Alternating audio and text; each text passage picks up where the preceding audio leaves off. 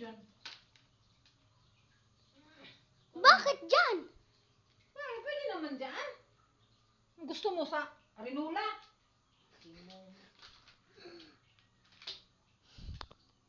Ikaw, ba't hindi ka pa nagbihis? Kita na yung puday mo. Nagbihis na. O yan na, lagay mo doon sa labahan. Puro ka lang labahan eh. Wait, kayo nagpapabihis sa akin.